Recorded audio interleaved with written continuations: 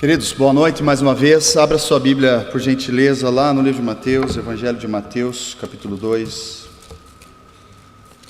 Evangelho de Mateus, capítulo 2.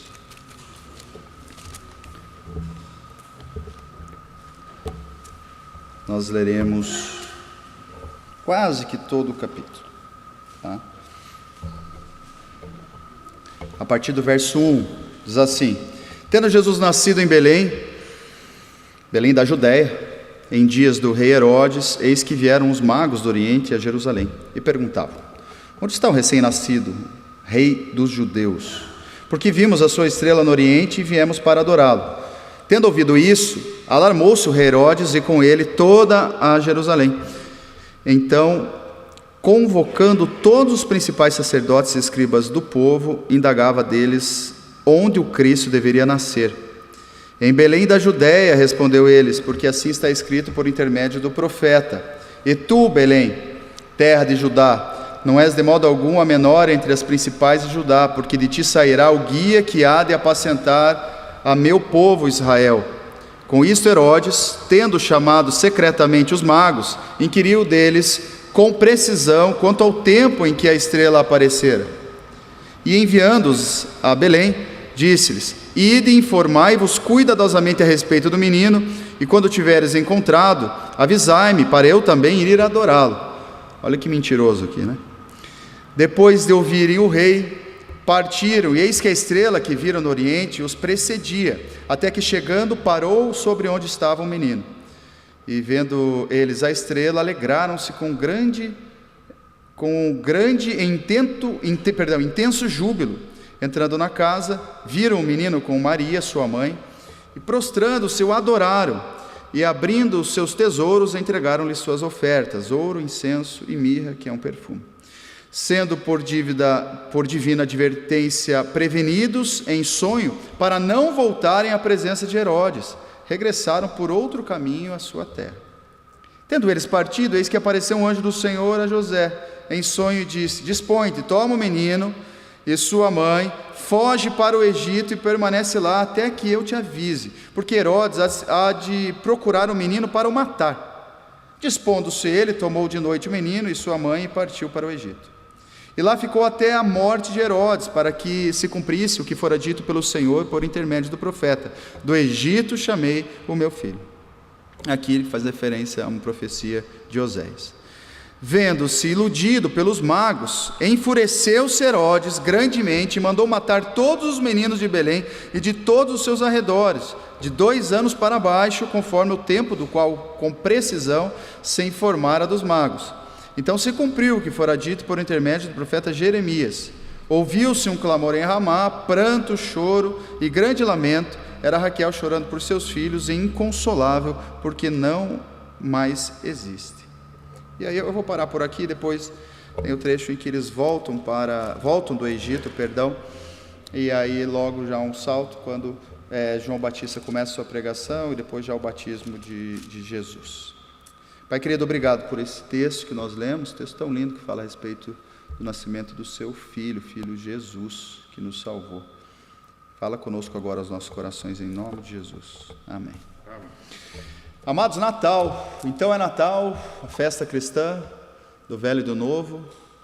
Quem que canta essa, né? Essa aí é Simone, né? Simone. Tem a da Rede Globo também, que a gente prefere não cantar.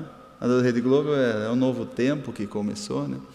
Enfim, o Natal não é, apesar do Natal ser um momento bacana, Natal é bom, é ou não é? Amigo secreto, né? Essa semana nós fizemos lá um amigo secreto na família, porque afinal de contas foi-se o tempo em que você dava um bom presente para cada um. Não dá mais, né? Você tem que escolher um ali, com muito sacrifício. E aí nós fizemos um amigo secreto para esses aplicativos, e uma das pessoas da minha família escreveu lá no grupo: Não quero presente barato, viu? Já deixou aquela responsabilidade, né, para os demais. Tomara que eu não tire essa pessoa, por favor. Mas tem amigo secreto, tem etc. Há um tanto de gente dentro da igreja que questiona um pouco o Natal, né? Por exemplo, a árvore de Natal. Já vi gente, hoje em dia não tem muito disso, mas eu lembro que há uns 10 anos atrás eu estava na igreja, colocava a árvore de Natal, sempre tinha alguém que dizia: árvore de Natal, coisa do diabo, né? É tão bonito, não é?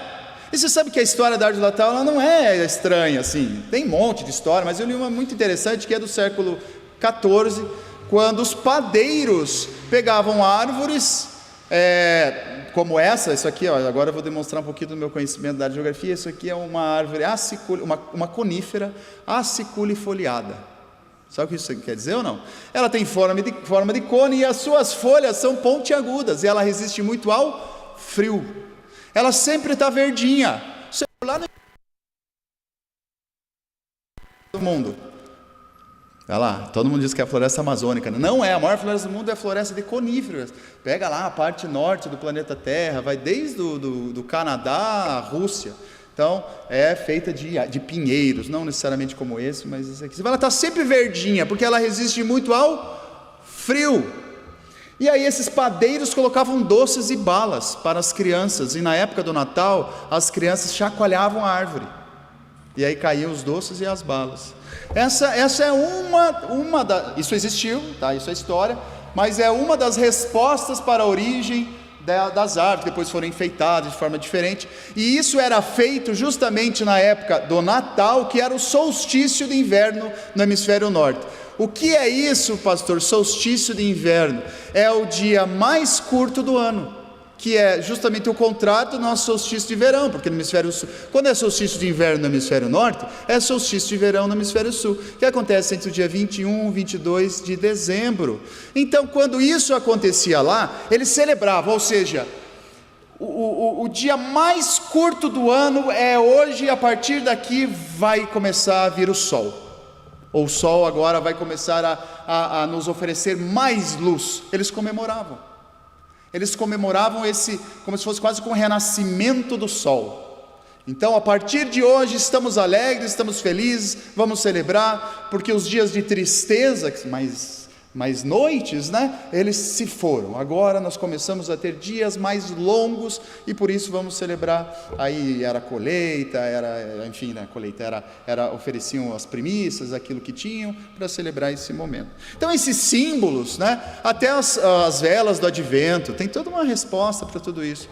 Eles foram sendo criados com o tempo, para que nós tivéssemos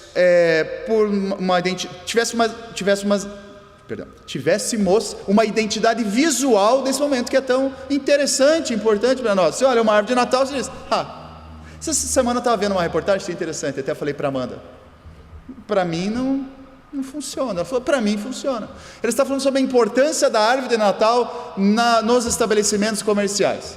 Então, quando tem uma árvore de Natal, as pessoas entram. Eu nunca entrei por causa de uma árvore de Natal, e a Amanda falou assim, mas eu adoro, eu vou lá, eu quero ver. Daí a reportagem dizia que as pessoas entram e acabam fazendo uma comprinha, né? Bom, o fato é que isso nos traz à memória esse momento especial que é o Natal, e que lógico, e aí sim a gente entra nesse mérito, é importante, esses símbolos, eles não podem nos tirar o foco do que é a essência do Natal para nós cristãos, que é o quê?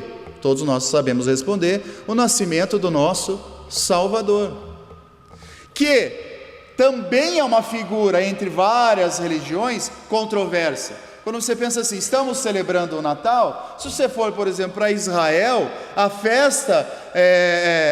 as festas relacionadas ao nascimento de Jesus, você não vai encontrar, porque Jesus para eles não é o Filho de Deus. Jesus para eles, foi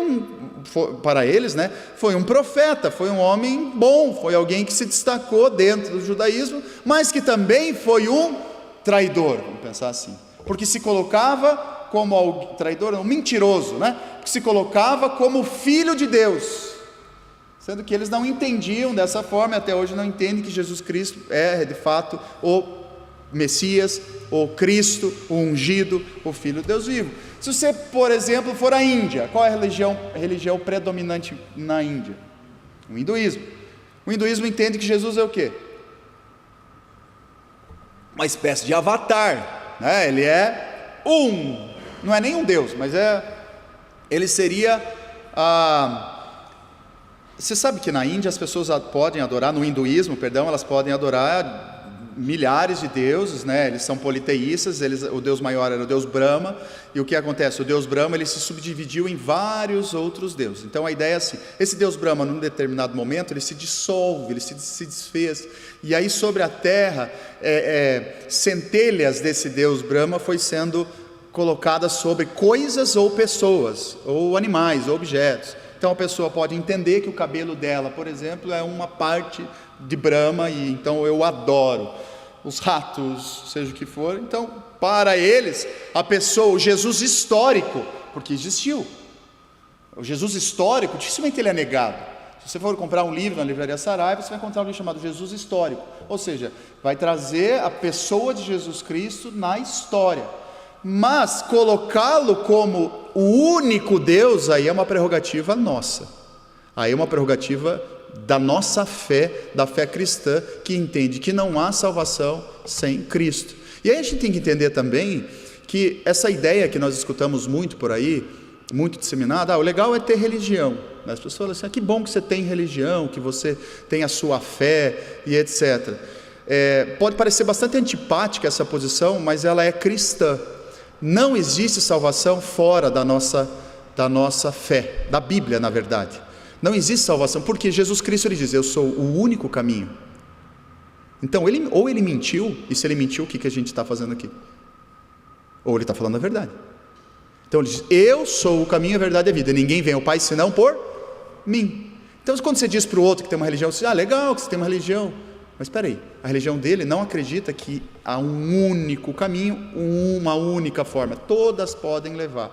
Então não concorda com o meu Cristo, eu preciso ficar ao lado do meu Cristo. Então nós somos uma religião exclusivista, não na placa. O que isso quer dizer? Não é uma igreja que salva. O nosso exclusivismo se dá por meio de que há uma única fonte de fé. A palavra de Deus é o único manual de fé e prática, e ela nos diz que há um único caminho para o céu. Então a figura de Jesus comemorada por nós nesse Natal, ela dentro das religiões, ela talvez não seja consenso, né? Ou não é consenso.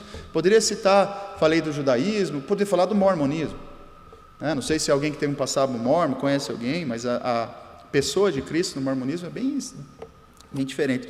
Jesus no mormonismo é parente de Satanás, se não me engano, irmão. Tem um lance assim, depois se alguém conhecer melhor, a gente pode até discutir lá. Mas, por exemplo, os testemunhos de Jeová, quando Cristo vai ser um Deus, e não o Deus, né?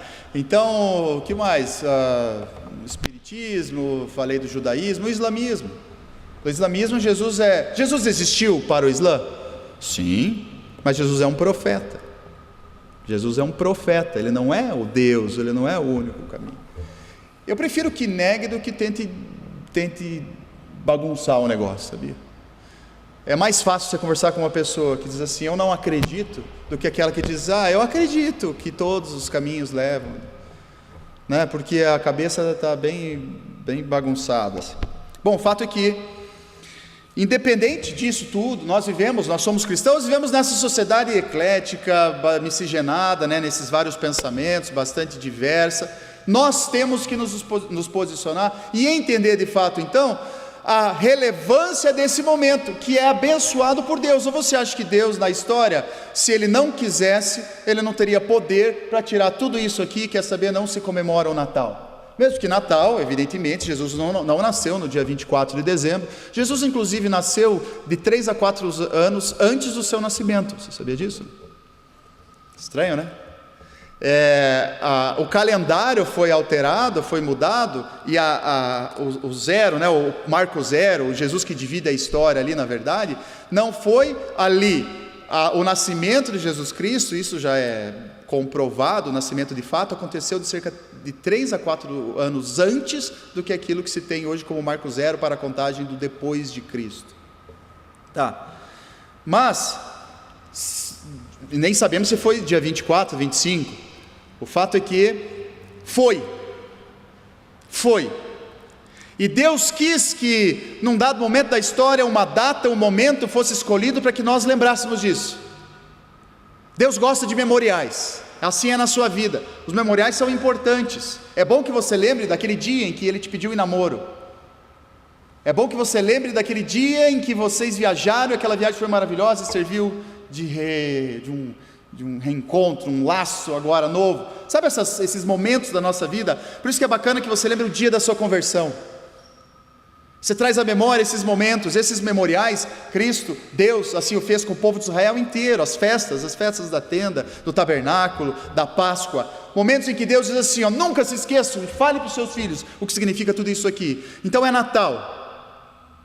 Todo Natal nós somos levados compulsoriamente a lembrar da figura daquele menino maravilhoso, Emanuel, Deus conosco, e que nos ensinou por meio do seu nascimento, que foi incrível, porque Deus escolheu as coisas loucas desse mundo para envergonhar as sábias. Deus escolheu aquelas que não são, para pôr a nada as que são, diz o apóstolo Paulo no livro de 1 Coríntios. Porque Deus poderia ter nascido num palácio, Deus poderia ter nascido onde for, Jesus, o Deus nascido, mas Deus quis que o seu Filho, portanto, fosse encarnado, nascesse, como o texto nos diz, em Belém. Cidade do pão, cidade da luz, casa de pão. Belém Efrata, uma cidade pequena. E além de ser uma cidade pequena, ele nasce numa manjedoura, um lugar onde tinha cheiro de bicho, cheiro de animal. Já entrou em um lugar, já entrou em um curral, já entrou em algum lugar assim, fede, o cocô da vaca, o cocô do carneiro, aquilo está ali, e vai lá, e Jesus então, o Rei dos Reis, o Senhor dos Senhores, a coisa maior que você possa imaginar que exista nesse planeta, ou no universo, o próprio universo, ele é menor do que o próprio Deus, ele é menor do que Jesus Cristo, e ele então se encarna em figura de homem, vai nascer em um lugar que fede, e ele nasce ele não tinha nem lugar, vamos pensar assim, foi emprestado para ele, e ali ele nasce, em Belém, uma cidade pequena, mas o texto vai dizer também, pequena nada, porque ali nasceu o Mestre, o nosso Messias. Então esse nascimento de Jesus Cristo precisa ser refletido dentro dos seus vários aspectos aqui, porque há lições ali. Como eu disse, não é à toa que ele nasce num lugar simples, não é à toa que os magos aparecem, não é à toa que o rei Herodes quer matá-lo, não é à toa que a profetisa vai pegá-lo no colo, não é à toa que os pastores estão ali, não é à toa. Quais são as mensagens, e muitas são, que Deus pode nos trazer essa noite, e algumas delas eu vou comentar. Em primeiro lugar, esse nascimento de Jesus Cristo, ele nos fala de proteção. Capítulo 2, como nós lemos, verso 11 e 12, vai nos dizer assim: entrando na casa, viram um menino com Maria, sua mãe, e prostrando-se, o adoraram, e abrindo os seus tesouros, entregaram suas ofertas, incenso e mirra, sendo por divina advertência prevenidos. Sendo por advertência de quem? Por divina advertência, prevenidos em sonho, para não voltarem à presença de Herodes, regressaram por outro caminho à sua terra. Bom, essa divina advertência, não sei como foi, mas foi. Um anjo apareceu, e isso aqui toda hora anjo aparecia, era muito legal. Imagina encontrar um anjo. Você ia sair correndo, né? Encontrar um anjo. Eu lembro de uma história, já contei essa história do meu sogro, achei incrível. Ele conta uma vez que um anjo empurrou ele. Ele estava ali na Visconde de Guarapava, seja o que for, e ele foi atravessar, e na hora que ele foi... Não, ele estava para atravessar a rua, ele estava na beirada da rua, e um carro desgovernado veio e foi para cima. Ele sentiu alguém empurrar ele caiu no chão, o carro passou. Mas não tinha ninguém. Não é? Você crê nessas coisas? Eu creio demais. Anjos existem? Demais. Leia um livro chamado Este Mundo Tenebroso. É uma ficção, virou um best-seller, de tanto que vendeu, etc. Este Mundo Tenebroso é demais. Você abre os seus olhos espirituais assim de uma forma, você fala, eu estou aqui, tem anjo aqui, a espada dele está fumegante. Isso é incrível. Imaginar que você está dormindo na sua casa e aquela oração que você faz, coloca anjos, Senhor, ao redor. É verdade. Não é? Eles não estavam lá na cova dos leões? Ou você acha que agora Jesus nasceu, Deus, agora os anjos vão matar todos? Não existe isso, os anjos continuam. Para que servem os anjos? Eu não estou falando do anjo que casou com você, né, anjo? Tem isso, né? Não sei como é que vocês se tratam, mas é engraçado. Oi, anjo. Não dá, né? Não é anjo não, né? É o trasto. Vamos buscar aqui o negócio. Mas eles existem. e aqui eles foram talvez usados por Deus, para salvar os magos. Por que magos? Eles vinham da Babilônia, esses homens, eles conheciam tudo lá da literatura. A Babilônia roubou muita literatura, eles conheciam muita coisa dos astros, eles sabiam de muita coisa, e eles então, inteligentes que eram, advertidos por Deus, orientados por Deus, que haveria de nascer o Messias, enfim, essa divina advertência os salva, porque eles voltariam à presença de Herodes. Sei lá o que Herodes estava furioso, primeiro porque para o romano, o rei, ele é rei dos reis. Você sabia disso? Eles não aceitam outro rei. Por isso quando fala assim, Jesus, o rei dos judeus, como assim outro rei aqui? Eu sou o rei dos judeus. Eu sou o rei de todo esse império, inclusive dos judeus. Então quando fala que há um outro rei, ele não suporta, a vaidade é muito grande, a soberba, né, precede a ruína, a vaidade é a raiz de 99% dos nossos males. Mas, ele então, essa advertência, salva esses homens, mas salva, evidente que isso aqui é até um pouco metafórico aqui, porque Jesus Cristo, ele é eterno, né? Mas ele, eterno quer dizer assim, não há como matar Deus, ok? Herodes jamais conseguiria fazer isso. Mas dentro dos planos divinos, a família de Jesus, o próprio Jesus, é protegido por seu pai. Quando é avisado de que não deveriam ir para lá, inclusive, desçam ao Egito, esperem Herodes morrer, porque eu vou protegê-los. Natal é isso. Natal é um grande megafone de Deus dizendo para nós, eu te protejo. Ou seja, eu tenho os meus planos para a sua vida, e os meus planos vão se cumprir. Vai ter dias que você vai ser divertido por Deus, vai ser divertido por Deus, não vá. E quantas vezes Deus já te protegeu e você nem sabe disso? Quantos livramentos, quantas viagens você deixou de ir? Eu lembro de uma história interessante lá de 11 de setembro de 2001, quando as Torres Gêmeas caíram. Várias histórias surgiram, né? E uma história muito interessante de um cristão que estava indo trabalhar no World Trade Center e ele sentiu uma dor no pé, parou na farmácia para comprar um band-aid, disse que atrasou, quando saiu, tinha caído tudo. Salvo por um band-aid ou não? Não, salvo por Deus.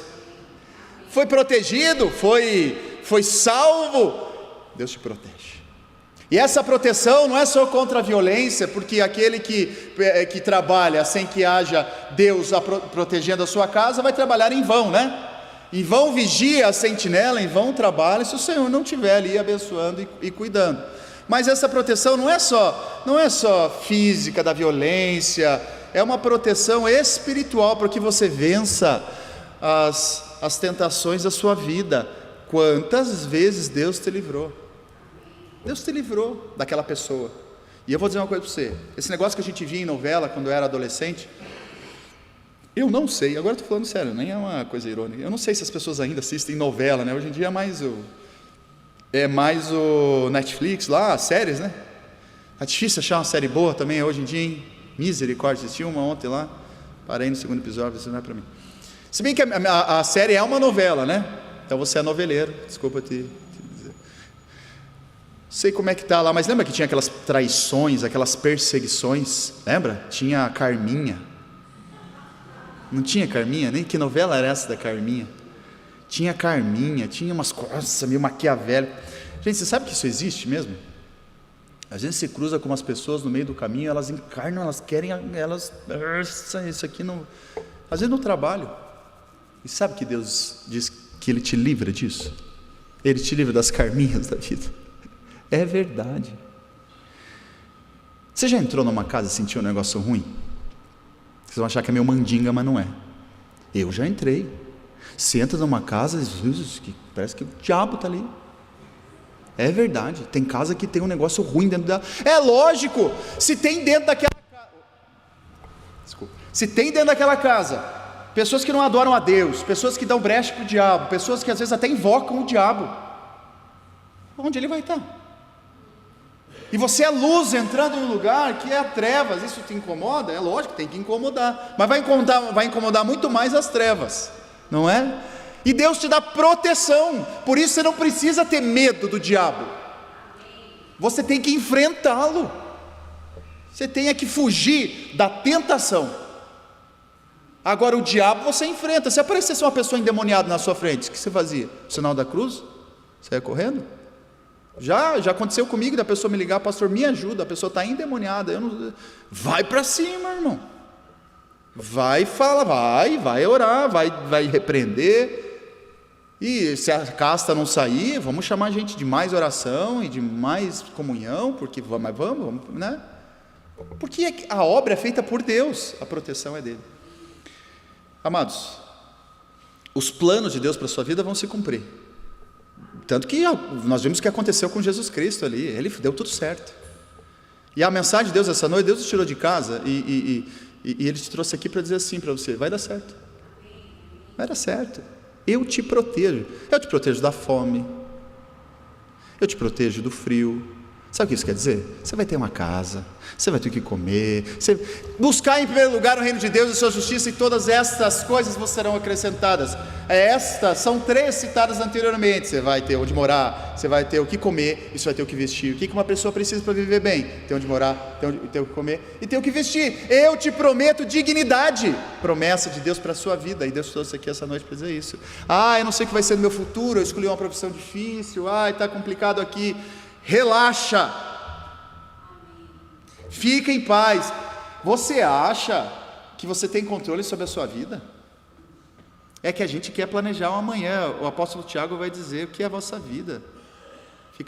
Vamos abrir lá, abre lá, que isso aí vai ser palavra de Deus para você essa noite.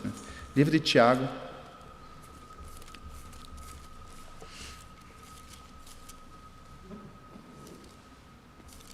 está aqui, ó. Deixa eu achar o capítulo aqui. Tiago, capítulo 3, capítulo 4, perdão, a partir do verso 13. Atentei agora a vós que dizeis: hoje ou amanhã iremos para a cidade tal, e lá passaremos um ano, e negociaremos e teremos lucro. Vós não sabeis o que sucederá amanhã. Que é a vossa vida? Sois apenas como neblina que aparece por um instante e logo se dissipa. Em vez disso, deverias dizer: se o Senhor quiser, não só viveremos, como também faremos isto ou aquilo. Aí o texto continua. Sabe o que ele está dizendo para você? Eu é que digo onde você vai estar. Então calma, daqui a 5 anos você nem sabe onde você vai estar morando. Daqui a pouco você recebe uma proposta aqui, você recebe um convite lá, você acontece alguma coisa na sua família aqui, depois acontece outra lá. A vida é dinâmica. Esse plano que você está fazendo e que está tudo desenhado, talvez nada disso aconteça. Eu já fiz planos que, misericórdia, não deu nada certo. E eu fui surpreendido de repente por outros. Isso é demais. Sabe que tem alguém, um Deus, que diz assim no Salmo 139: eu tenho todos os seus dias escritos na palma da minha mão, quando você nem tinha nascido ainda. E você está preocupado? Eu te protejo. Jesus, sou seu pai. Não vá para lá, fique aqui. Só fique com os ouvidos bem atentos para o meu direcionamento. Mas como é que é esse negócio de vida atento? Nenhum anjo apareceu para mim e disse: fique aqui e vá para lá. A paz é o árbitro de Jesus no nosso coração. Ou seja, coloque os seus planos na mão dele e tenha certeza absoluta que ele vai fazer o que ele quer e o que ele não quer. E quando ele for te direcionando, você procure perceber o que é que está te dando paz. Deus, o Senhor pediu para isso. Está bagunçado meu coração, não está legal. Mas essa outra coisa, estou com paz.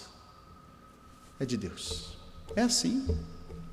É assim. Agora, a paz não é a ausência de luta, né?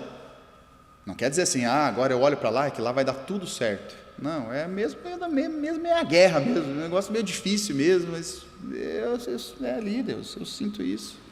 Você tem o seu relacionamento com Deus, tenho certeza. Bom, veja só, o texto ainda vai dizer, abra sua Bíblia no Deuteronômio capítulo 31, verso 8. Vai lá, Deuteronômio 31, 8, acho que vai aparecer lá na tela para nós, Deuteronômio 31, verso 8.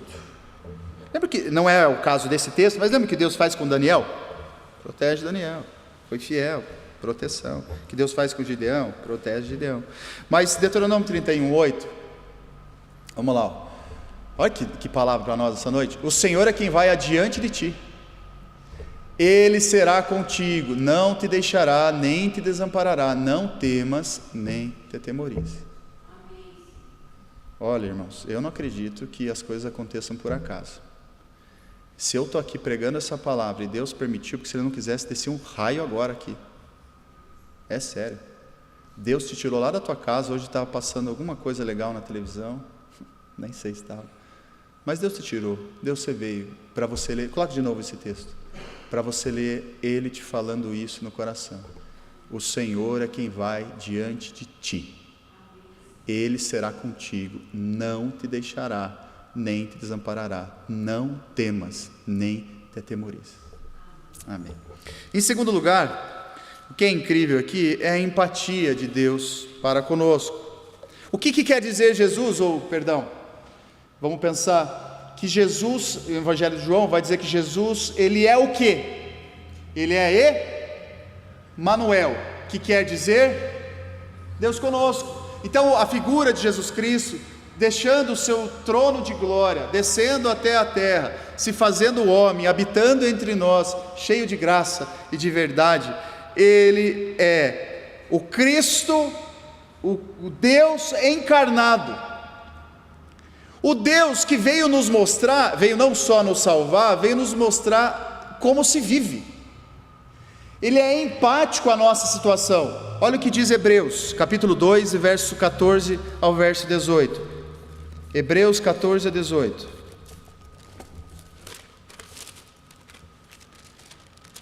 Hebreus 2, 14 a 18. Diz assim: visto, pois, que os filhos têm participação comum de carne e sangue, destes também ele, falando de Cristo, destes também ele, participou para que por sua morte destruísse aquele que tem o poder da morte, a saber, o diabo, e livrasse todos os que pelo pavor da morte estavam sujeitos à escravidão por toda a vida. Pois ele, evidentemente, não socorre anjos, mas socorre a descendência de Abraão. Por isso mesmo convinha que em todas as coisas se tornasse semelhante aos irmãos, em todas as coisas, para ser misericordioso e fiel sumo sacerdote nas coisas referentes a Deus, para fazer propiciação pelos pecados do povo. Pois naquilo que ele mesmo sofreu, tendo sido tentado, é poderoso para socorrer os que são tentados. Esse texto está dizendo assim: eu, Cristo, vivi tudo o que vocês podem viver, ou eu passei pelas tentações que todos vocês um dia podem passar. Então eu sei exatamente como você se sente, eu sei exatamente como consolá-lo. Eu não sou só um Deus que na teoria posso te oferecer uma solução, ou posso tentar te trazer alívio, paz, segurança. Eu sou um Deus que na prática vive isso. Eu, o Cristo, o homem, o Deus encarnado, vim à terra e passei pelas coisas pelas quais vocês passam. A maior humilhação de Cristo, ou dentre das humilhações dele, não foi só a sua morte. Dentre as humilhações de Deus, de Cristo, está a sua encarnação, quando ele então se faz homem, como eu e você, sujeito às mesmas tentações. Pronto. Quando eu olho para Deus, quando eu oro, eu falo: Deus, o Senhor sabe exatamente como eu me sinto. Por isso que eu gostei tanto, na verdade, de uma ilustração trazida por aquele missionário que esteve aqui, que foi incrível aquele dia. Deus falou muito comigo, o missionário que foi para Omã, né? E depois está agora no Iraque. Quando ele falou sobre a perspectiva daquele que diz que vai pegar a sua cruz e vai caminhar. Isso é demais. Porque quando o Cristo fala assim, que se nós queremos segui-lo, nós temos que fazer o quê? Pegar a nossa cruz e segui-lo. E aí aquele missionário, eu esqueci o nome dele, gente. Oi? Vladimir, obrigado. O missionário Vladimir diz assim: qual é a perspectiva de quem está carregando a cruz?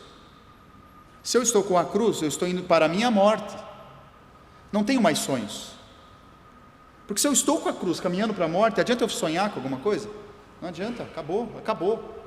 É a minha preocupação, acabou. Você está morto, já morreu. Você só está caminhando agora em direção, falta só um protocolo. Você está morto, você não tem mais sonhos. O que Cristo está dizendo para nós? Que se eu quero segui-lo, eu tenho que pegar essa cruz e morrer.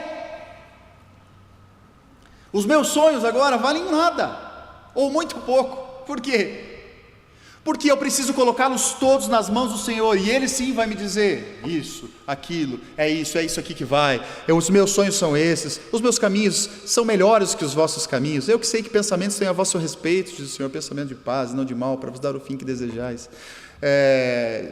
Isaías 55, 8 e 9 vai dizer ainda sobre isso, né, dos sonhos de Deus, são mais altos que os nossos sonhos. Amados, o que quer dizer isso? Quer dizer assim, olha, eu, Cristo, eu sei o que é ter que morrer. Quando ele está no Gólgota, e ele diz assim, Pai, por favor, afasta de mim esse cálice. Ele sabia o que ele enfrentaria. Portanto, quando a gente diz assim, quando Cristo nos pede, abandone os seus sonhos, viva os meus.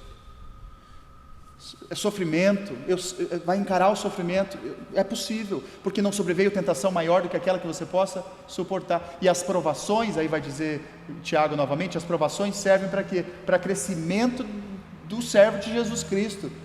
Nós seremos mais fortificados das lutas e das provações. Isso tudo Deus está conosco. Ele é empático. O Natal é sofrimento, o Natal é humilhação, e Cristo está dizendo assim, até por meio de Hebreus, eu sei o que é viver tudo isso, viva para mim, simples assim, porque toda a força necessária para que você o faça, eu sou capaz de dar. Amados, os sofrimentos, ou vamos pensar assim, essa empatia passa pelo sofrimento, mas passa também por orientações mais leves. Pega o Sermão do Monte. O que é o Sermão do Monte? O Sermão do Monte é a nova lei. Lembra da lei mosaica, as leis morais? Quando Cristo começa a pregar no Sermão do Monte, é interessante, a gente tem a ideia do professor ensinando, o professor em pé e as pessoas sentadas, né? A forma como se ensinava antigamente era diferente. A plateia ficava em pé e o professor sentado. E ele ensinando, então, a nova lei.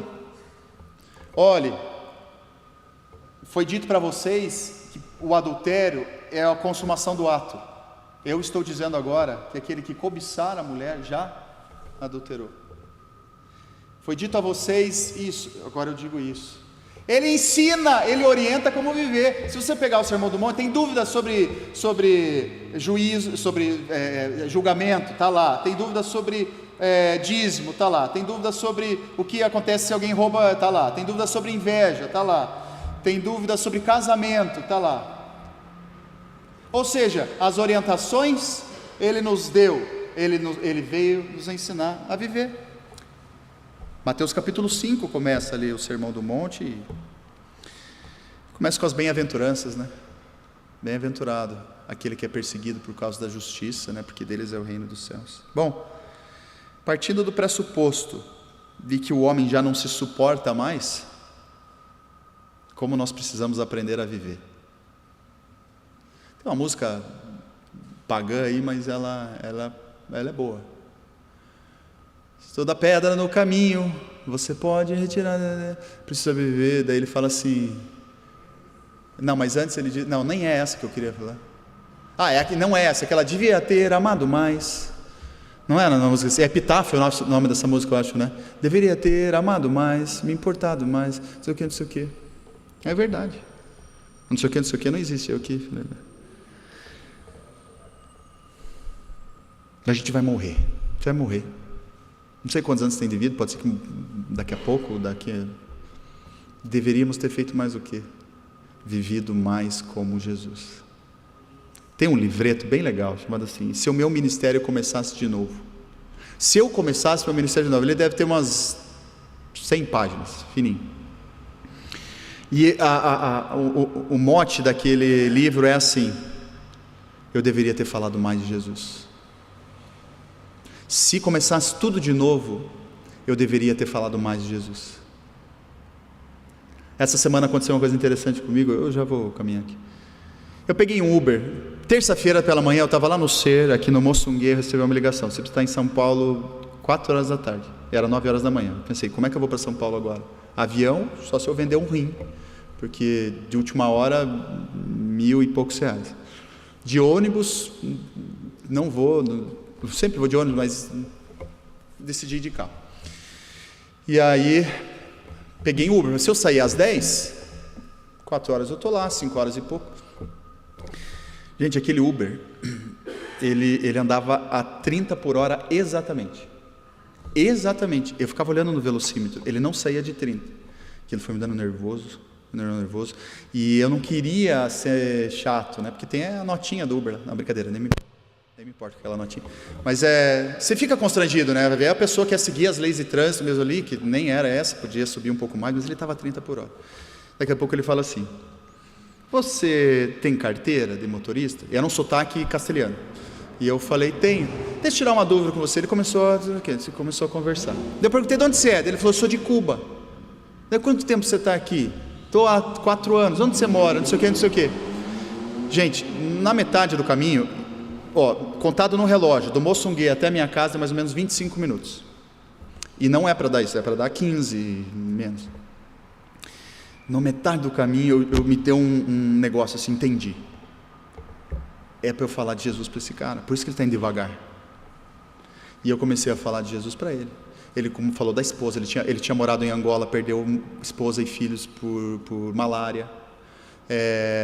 E voltou, casou com uma cubana de novo, e está aqui agora morando, só os dois, mora em Piraquara. E aí eu comecei a falar. Ele falou: você pode orar pelo meu pai, porque meu pai está muito doente. Peguei o telefone dele, já passei para um pastor de Piraquara, e só vou ligar para o pastor Luizinho lá, ver se ele já fez o contato, tudo. Glória a Deus, está lá. A gente falou de Jesus para ele. Porque eu sou a igreja da Silva Jardim. Amados, se você tem mais 10 anos de vida, que sejam 10 anos em que você vai falar mais de Jesus. Mais. Vai aproveitar as oportunidades. É isso.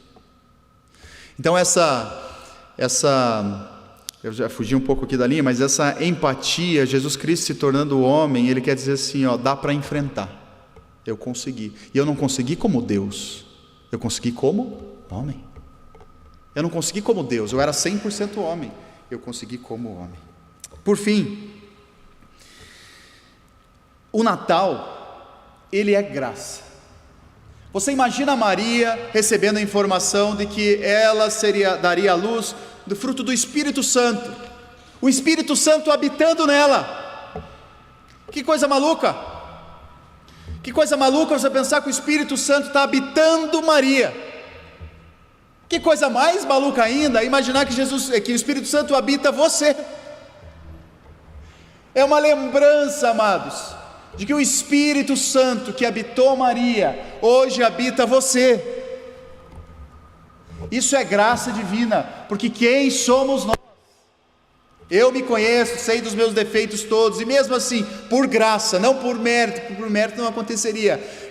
Deus está dizendo assim para nós: eu, o próprio Deus, habito em você e te dou força, te dou todo o necessário para que você viva fazendo coisas ainda maiores daquelas que eu fiz. O Espírito Santo habita em nós. Então, celebrar o Natal é celebrar a graça divina da salvação do Espírito Santo, sendo um selo de que todos nós um dia fomos alcançados por eles, aqueles que ele escolheu, e moraremos com ele no céu. Bom, graça, porque Jesus Cristo escolheu aqueles que eram esquecidos e que para os outros não valiam nada, para habitar. Deus escolheu Belém, e sabe o que é maluco? Deus escolheu Nazaré para morar. Sabe o que é Nazaré? Abra sua Bíblia lá em Isaías, hoje foi lido pela manhã, Isaías capítulo 9, prometo que eu encerro antes das 8h30. Isaías capítulo 9, diz assim: mas para a terra que estava aflita, não continuará a obscuridade, Deus, nos primeiros tempos, tornou desprezível a terra de Zebulon e a terra de Naftali, mas nos últimos tornará glorioso o caminho do mar, além do Jordão, Galiléia dos gentios. Esse texto está fazendo referência, amados, ao Evangelho de Mateus capítulo 4, quando há então o cumprimento dessa profecia. Por que essa terra era desprezível? Lembra que o Império Assírio invadiu Israel? E o Império Assírio se fixou mais a parte no norte. Por que os samaritanos eram um povo desprezível para os judeus? Porque eles carregavam muito dessa miscigenação assíria. Eles também eram das mesmas famílias, das mesmas raízes, mas para os judeus do sul, eles tinham se misturado. É como se fosse um judeu de segunda classe. E aí a Bíblia diz assim: aqueles que foram esquecidos, aquela terra que era desprezível, é de lá que vai brotar o Messias, é lá que ele vai morar. Jesus foi morar em Cafarnaum, essa terra que era desprezada, é lá que eu quero que você more, Jesus, porque eu quero mostrar para todo mundo que aquele que é desprezado, aquele que ninguém quer, é para esse que eu vim. Eu vim para os doentes, não para os sãos. O Natal é isso. O Natal é a lembrança de que quando você não se sente que você não vale nada, quando você está lá pensando, eu não valho nada, Senhor, não sou digno nem de que o Senhor me visite, porque eu fiz uma coisa tão ruim, eu cometi um pecado tão sujo, Pai, eu estou me sentindo completamente envergonhado. E aí naquele momento mesmo, Deus diz para você assim: foi para você que eu vim. Eu vim para os doentes, eu vim para sarar, eu vim para curar. Só que você precisa, o que eu quero de você é disposição. Se derrame à minha frente, se entregue. O próprio Cristo tem poder para fazer isso conosco, né? Mas há essa volição misteriosa que precisa acontecer. Se derrame na minha presença, é para você que eu vim. Senhor, não é possível, o Senhor não ouve a minha oração, eu oro há tanto tempo, meu casamento não sei o que, meu filho não sei o que, eu oro há tanto tempo, deve ter alguma coisa em mim. É isso que o diabo quer que você pense mesmo. Essas teologias loucas que surgem, elas vêm muito por causa disso. Teologia da prosperidade, começamos por ela. Se você der o dízimo, se você for uma boa pessoa, você vai prosperar. A pessoa não prosperava, aí surge a teologia da libertação. Não a do Leonardo Boff, a da libertação dos demônios mesmo. Aquela que vai dizer assim: você não prosperou porque você tem um demônio na sua vida, você tem um diabo na sua vida, então nós vamos repreender. Você veja que desgraça. Jesus Cristo nunca colocou as coisas dessa forma. Você não fez, vamos pensar assim, o que você fez não te torna inalcançável por Deus. O teu passado não te torna inalcançável por Deus. As suas falhas, a sua história, já cometi tanto erro, já tive tanta oportunidade e não aproveitei. Que se dane. Esquece isso. É daqui para frente. É graça. Eu escolhi você. E é em você que eu habito. E é de você que os milagres virão. Porque você é meu instrumento nessa terra. Natal é isso. Natal é graça. Bom, a proteção, essa empatia dizendo que é possível, e a graça de Deus dizendo: conte comigo, são as mensagens que Deus quer nos trazer essa noite por meio do Natal. O Natal, Cristo nasceu, o Messias, o Cristo, o nosso Salvador, veio nos trazer essa mensagem em nome de Jesus. Vamos orar. Louvamos o seu nome, Pai. O Senhor é o Deus das nossas vidas, o Deus que assumiu a forma de homem, se fez carne e habitou entre nós, cheio de graça e de verdade. E nós vemos a sua glória, glória como do unigênito do Pai, o Verbo encarnado. Obrigado, Jesus Cristo. São tantas as mensagens trazidas, quase que infinitas, mas hoje o Senhor nos traz essas três em especial. O Senhor é proteção, o Senhor é aquele que cumpre o propósito, o plano que o Senhor mesmo tem para as nossas vidas. E quando nós lemos a Tua Palavra, o Senhor diz que os Teus propósitos não são frustrados, que o Senhor tem planos de paz. Nos dá mais fé, Pai, para não temermos o amanhã e nos apropriarmos dessa palavra. Quando a gente fica com medo, quando a gente fica receoso, quando a gente fica em dúvida, quando a gente fica ansioso, nos traz à memória essa palavra: eu não preciso temer, porque os planos de Deus não são frustrados. o Senhor me prometeu que o justo não mendiga o pão. Pai querido, nos ajuda a lembrar, Pai, de que o Senhor se fez homem e nos ensinou a viver. Portanto, é possível sim enfrentar as tentações dessa vida, enfim, é possível vencer. Vencer sendo homem, sendo mulher. E nos ajuda a fazer aquilo que o Senhor fez. Porque quando o Senhor morou entre nós, o tempo todo o Senhor fez a vontade do Pai. O Senhor trouxe luz pregando a palavra. E é isso que a gente quer fazer, Pai, pregar a sua palavra. E a graça desse Espírito que habitou em Maria e que hoje habita em nós, é que nos fará prosseguir, prosperar, nos fará suportar esse Espírito Santo que nos salvou, que nos selou e que nos ajuda a caminhar. Obrigado, Pai. Nós oramos em nome de Jesus. Amém. Amém. Amados, nós vamos cantar.